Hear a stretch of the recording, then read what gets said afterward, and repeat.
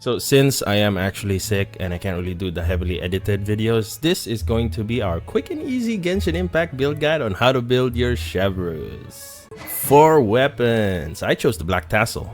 You can also choose the Favonius Lance, and I think you can also use the Rightful Reward because that one also has an HP substat. But yeah, generally you'd want her HP to be above 40k to get the maximum benefits. So a Black Tassel is what I highly recommend because it's cheap. Go for that. If you have any energy issues, you can always go with Favonius Lance or any other energy main stat. So, you know, like Prototype Star Glitter. For artifacts, you can use a 4-piece Noblesse Oblige set for that extra 20% attack buff, right? If you have a Bennett, you probably don't need Noblesse Oblige, but yes, you can use the Noblesse Oblige set if you don't have a Bennett. You can also use other healing items because Chevreuse is a healer, such as the Ocean Hued Clam. You can also use the Song of Days Past, which is the new set.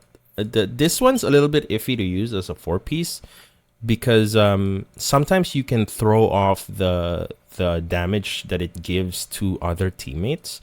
So this isn't like super recommended, but it is something that you can use. Artifact main stats for Chevreuse would be HP or Energy Recharge Sands, HP Goblet or HP Percentage or Healing Bonus Circlets. Constellations, if you're not going for C6, C0 is absolutely perfect for Chevreuse. You don't really need to level her up much because most of her constellations involve either energy or an increase in her damage, which is not really very important. However, C6 is the recommended constellation.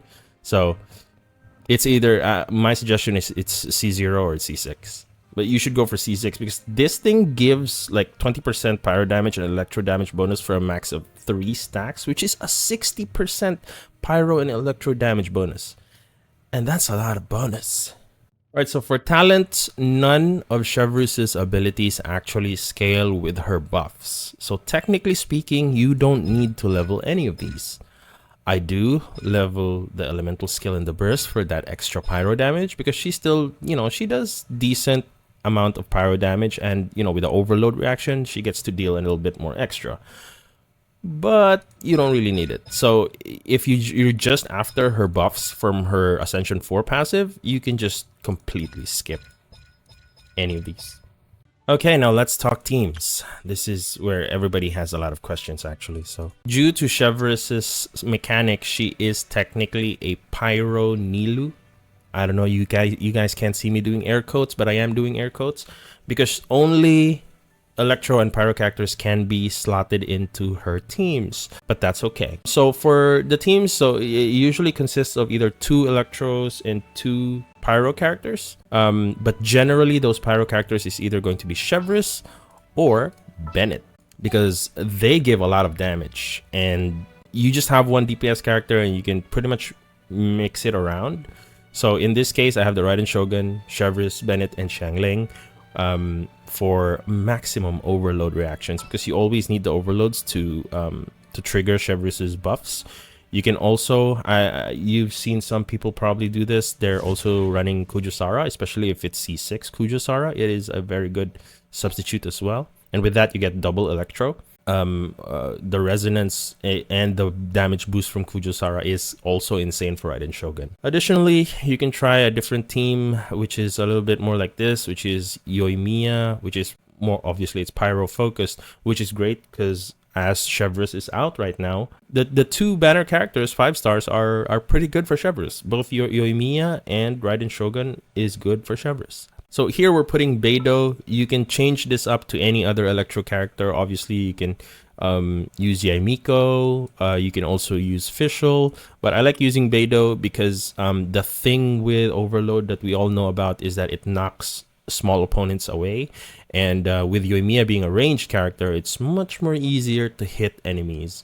Also, Beidou's lightning will most likely chase it. So you get that going for you. Also, there is this team, which is again a Chevreuse and a Bennett, and then you have Yaimiko and Fischl for a more hands-free team.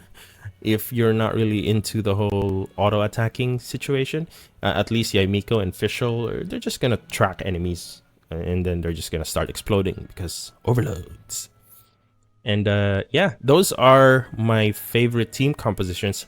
You can also run a more cheaper team comp with other characters, although that I wouldn't normally, I don't like using them, but they are pretty okay to use. Like for example, using Yanfei as your main DPS if you don't have a Yoimiya, and using other electro characters like Keqing as a replacement to your Raiden Shogun.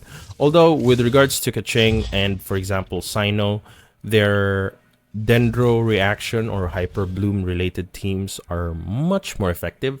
So although they are a good substitute, they're not something I would suggest to build as a team unless you don't have anything else, because they're much more better in their Quicken or Hyper Bloom teams. So you're better off just running Raiden Shogun.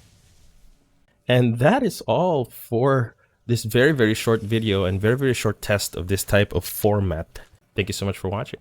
If you liked the video, don't forget to like, share, follow, subscribe. You know the deal. I'm on YouTube, Facebook, TikTok, wherever you're watching this. I'll see you guys on the next one. Bye.